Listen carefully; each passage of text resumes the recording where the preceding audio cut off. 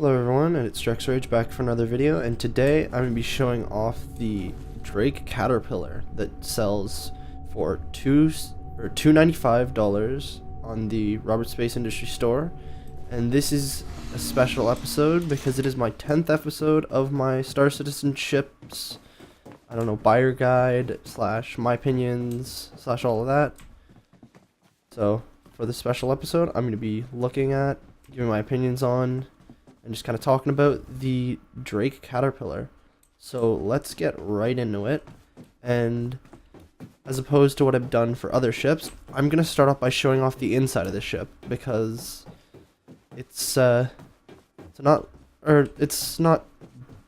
it's not a good looking ship on the outside. It just looks better on the inside. If I go and hit the button here, little entryway will open, and use the button there, come back up, and then this is starting off with the ship. As you guys have seen, there's this elevator to get in. It can probably hold a couple of people. So it's the main boarding area. It's actually the only current way you can get in and out of the ship, unless you're in EVA, whereas you would just be able to glitch through a turret, but it's not going to be there forever. So this room here is the staging area, and where you would, if you were going to go like onto a planet or onto like a landing pad or something, you would come out of here. It's got a couple of weapon racks just so that you can have enough gear, or that if you're in a hostile area you can leave with weapons so you're not completely unarmed. So I'm going to start going through the lower hallway. And as you guys will see, that this ship is very rugged looking.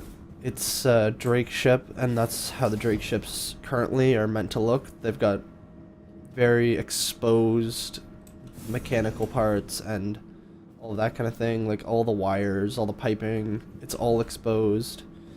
And honestly, I like that look. It looks really cool. It gives you kind of a Millennium Falcon look. And then you've got the insulation. So as I move back here, as you guys probably saw a little bit of already, this is the engine room.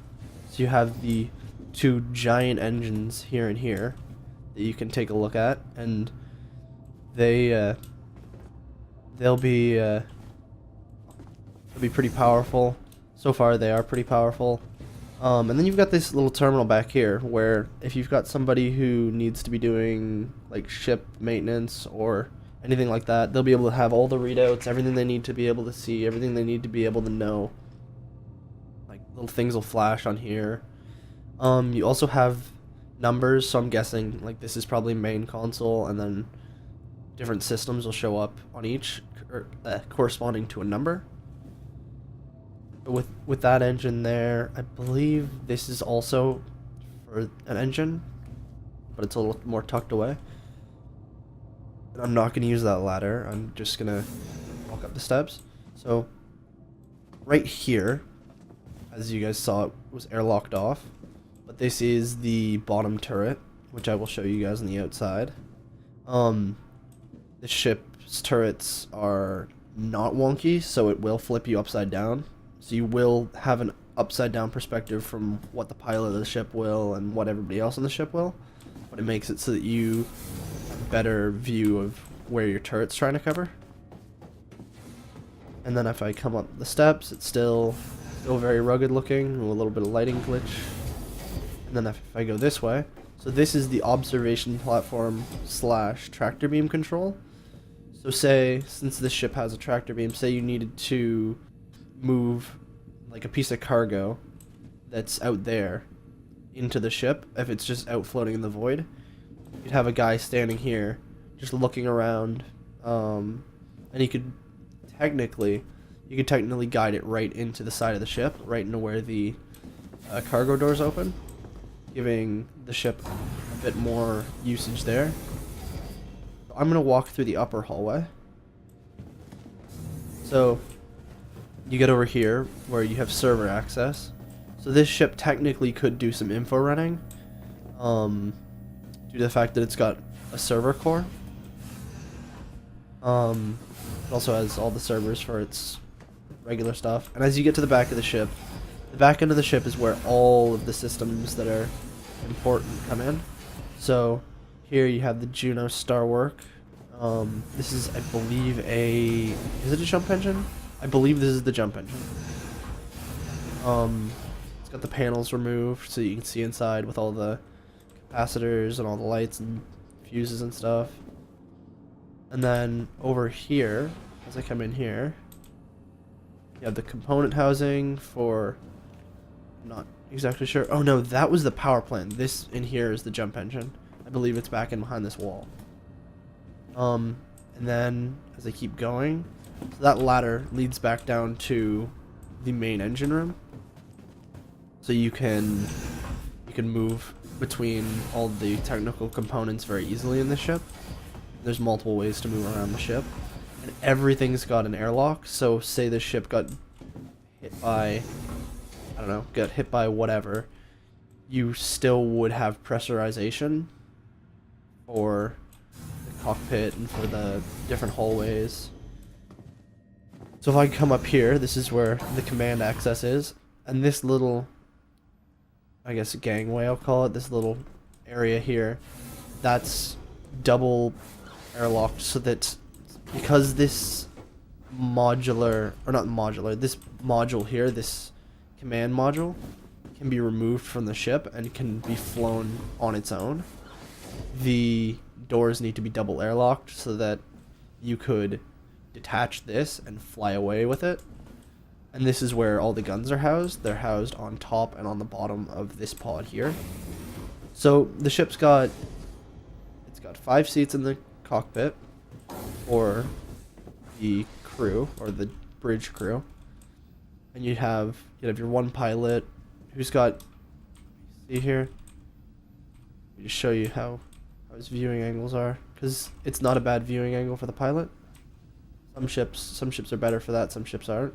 I find that the Caterpillar is one that the pilot's view isn't super obstructed. I can find a way to get into the pilot seat. Okay, so the pilot seat's a little broken right now, as I'm noticing, so I won't be able to sit down in that. But take my word for it, it's not a bad view. You can kind of get a feel for what the view would be like, just me standing here. Because yeah, you can see the side of the ship. You can see the main long part of the ship because you're not actually centered on the ship. Now if I keep going and I come back here, go to this ladder, as I climb down the ladder, oh, don't climb back up, you get down to the command module's living area.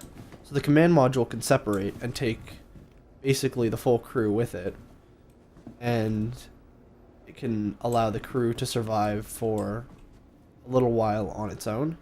So you've got you got a shower, you've got beds, you've got a stove, you have a sink, you have like a table, you have an entertainment system. Like the ship's built well, and this part is built extra well for its intended purpose. It will keep it'll keep a crew alive for a good amount of time, and if the Caterpillar, say you're getting attacked, or say you fail an attack on somebody else, the Caterpillar, that part that you see there, even if that's destroyed and the main engines are destroyed, this part of the ship can still escape and you can still survive. So you're not sitting dead in the water. You still have weapons, you still have living space. So as I keep going down here, I'm gonna go back down the steps.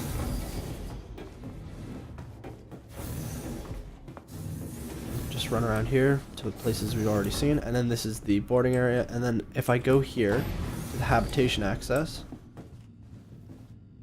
which is this, you get to basically the living space. So you have multiple little screens and stuff for people to be like watching stuff on or doing stuff with. You have the table that would be there as kind of just somewhere to eat. You have the 4 beds that are not too, they don't look too bad. don't look too uncomfortable. Some ships have beds that look rather uncomfortable, like the Aegis military ships. Their beds don't look very comfortable. But beds aside, you have the sink, the stove, a little bit of storage. You have a working toilet with, I believe, yes, this is another ship with a toilet shower. There's another one. But obviously this will close because you can see there's a little door there. So thank goodness you're not just gonna be using the washroom with everybody around. So the doors are just going mental here as I move around because they're all motion sensors. As I keep going forward, I get into here, which this is the first cargo module, and they all look pretty much the same. They all open on both sides, and I'll show you that when I go upstairs onto the catwalk.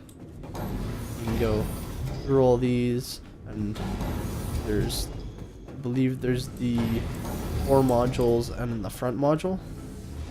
So at the front here, the gangway ends, and then you have this button.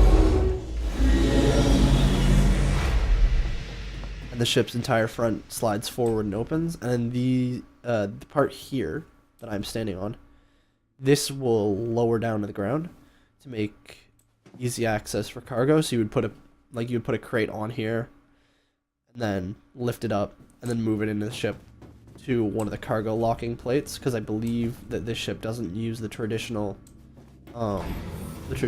cargo system. It has a bit of a different one. It's still gonna hold the same amount of cargo. It just doesn't have the orange triangles underneath the floor, or you just can't see the orange triangles underneath the floor. So if I go back and actually, I'm gonna leave that open for right now. I'm gonna go here and go up the ladder. And just show off the front here.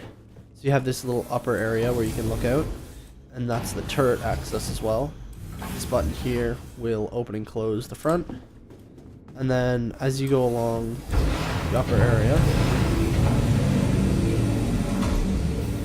you have the buttons to open the doors on the Caterpillar and, well, basically give yourself areas for loading cargo. The sound is pretty nice when you open it.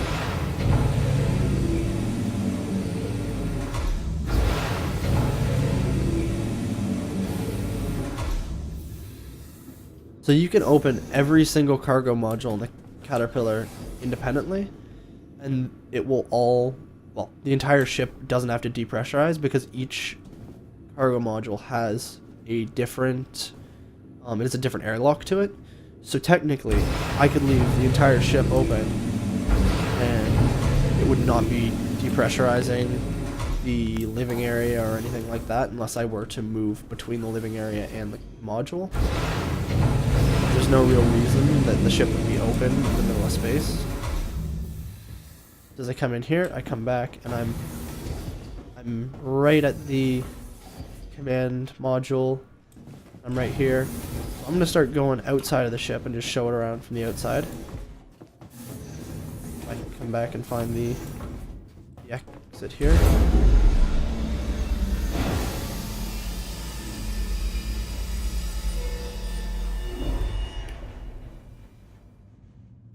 So if I go and bring that back up and walk to the front of the ship. So what you have here at the front of the ship, just as I'm gonna show around the outside, you have these 4 pillars. They all act as, I believe, sensors, so that you can better know where the front of your ship is and how it is compared to its surroundings, due to the fact that the cockpit is on one side and you can't really see the other. So at the front, you can see the open door that's there, where the elevator may come down if you were trying to deal with cargo. This is a very boxy looking ship. Like, it's a very, very cube-esque ship. Or not cube, but rectangular-esque ship. Very smooth lines. Looks like a rectangle until you get to the back, and then it gets really asymmetrical. But it's not hard to fly despite being very asymmetrical. So as I move down the side here, I get to the various cargo modules that you can see all opened up. So each of the modules can carry, I'm not exactly sure how much cargo, but in all honesty, the ship can carry a pretty substantial amount of cargo. I think it's on similar levels with the Starfarer. I think it might even carry more than the Starfarer. And the advantage to this ship compared to the Starfarer is if you have, say you have 4 different missions you need to do, or 4 different sellers or buyers that you have for different cargo, you can, without disrupting another pod, like as a Starfarer pilot or a captain, you would need to make sure you have the cargo oriented so that you can get, I guess, your first buyer's cargo out first, and you kind of have to play a game of Tetris with that, or you'd have to completely remove everything and then put everything else back in. But with the Drake Caterpillar, you have the advantage of just being able to, like, say I needed to move fuel for someone, I'd put fuel there. And say I just needed fuel for one person, but I was carrying missiles to take to somebody else. I don't have to put the missiles and the fuel together. So if I land at a spaceport and they need to remove the fuel, the deck crew would just come, remove the fuel, close that back up. But they didn't need to touch the missiles. The missiles were put away the way they needed to be. They didn't need to be moved, and like vice versa. And it just keeps going like that. So you have 4 different separate cargo modules, and you don't have to worry about putting the same thing or putting different shipments and different modules, because it's all sectioned off, and you can just mess around with it without having to mess with the cargoes laid out. And also, with the Caterpillar, you don't need to allow much space for movement around the ship, because if you're doing cargo documentation, you can do that from the catwalk. And if you need to get down into the actual cargo area, there's the ladder. So you don't need to actually have those airlocks easily accessible. So as I get back here, this is where the wing is to balance out the command module. And I believe that up here, this isn't a gun. I believe it's either a scanner or the tractor beam emitter, because on the top of that is where the tractor beam control is. So as I keep moving back, you get to the giant main engines on this ship. So it's got 4 big main engines, and the middle ones have they have vectoring on them to make it so that the ship flies better so that it makes the ship fly well in a situation where it has full cargo and when it has no cargo. So the engines are big, the engines are loud, but they're very powerful. And as I get here, you have the landing gear, which are pretty mighty. At least the back landing gear are. And they'll just tuck back up into there. And the landing gear at the front, you have like, I believe it's 5 on each side. So it's got very good landing gear coverage. It's not like you're gonna break a landing gear, or you're not gonna break one of your landing gear if you are carrying something super heavy, because there's just a bunch of landing gear to catch it. And also, I'm guessing that would give you an advantage on like rougher ground. You'd be able to land this on a rougher piece of ground, because you'd be able to have like maybe a little bit more extension on this landing gear, but a little bit less on that one. Vice versa, just to kind of manage against rocks, because this ship would be very difficult to land on a planet. You probably wouldn't want to land this on a planet if you didn't have to. So if I come over to the module, the command module here, you see the little cannons on it. Now the command module doesn't have a ridiculous weapons loadout. That's not really what you would be using to protect your Caterpillar. You would be using the fact that the hull is very strong, and so those guns would be pilot operated. They're very They're very effective at dealing with small targets, but if you're dealing with anything bigger than, I don't know, anything bigger than a Hornet, you're really, really going to be wanting to use the turrets on the top and bottom. This is what the turret looks like from the outside, and it runs size 4s. It has you sitting upside down so that you can get your full range of view. It's a good turret. They have good view range. They have good field of view, and they also have a lot of like consoles in them, so you can see a lot of information. So you'd be able to see like the health of the ship, your targets that are around you, all that kind of thing. So if I come back here, go back and I'm gonna go back into the ship quick and just point out a few things that I really like about this ship and a few things that I've read in the brochure and stuff like that. So as I come back in here, the ship has got beautiful sound to it. It's very, very effective. Like, or it's a very well built ship. And then you get back here. So I'm just gonna go through quicker this time than last time. So what I really like about this ship is somebody who's an explorer. I like that it's got the observation deck. I like that the main, I don't know, the main bridge is removable and it can fly on its own. But technically, as an explorer, if what I wanted to do was fly around and explore some stuff, I could put a rover in one of the cargo bays, and then use that as a way to get around. And also, I could technically land the Caterpillar, have it close down, and have it locked off like a base, and use it as a base of operation on a planet with supplies and with all that kind of thing. And then if I wanted to go on expeditions, I could take the command module with me, go on a bit of an expedition, and fly around and do stuff like that, while the Caterpillar's main part will sit and just kind of relax where it is, just chill, and not have to be worried about as a big clunky ship.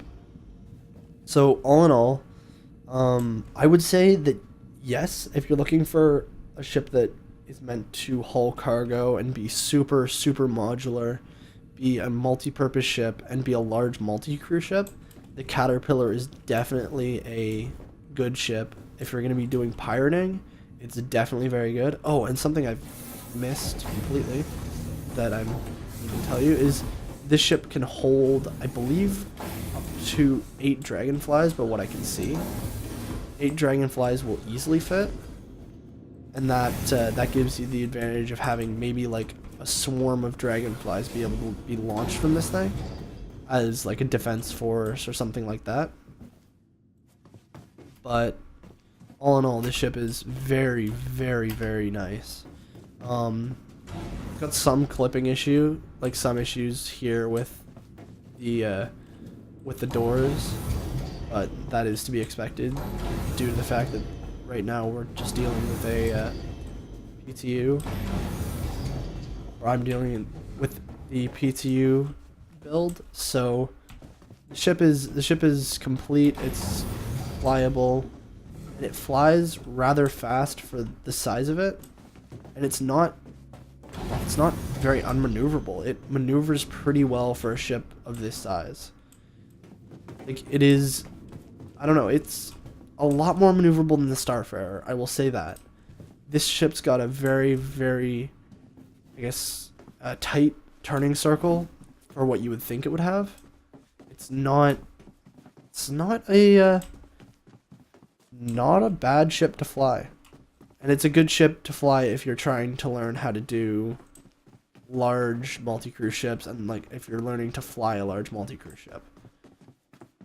So my last verdict would be, if you want to do cargo running and you want to be flexible and you want to maybe do some pirating and you want to have a powerful, fun ship to fly, the Caterpillar is definitely something that you want to pick up for $295 on the RSI store. It's not for everybody, but this is definitely a ship that if I could have one, I don't know, if I could afford to have one alongside my other ship lineup, this would definitely be one I'd buy.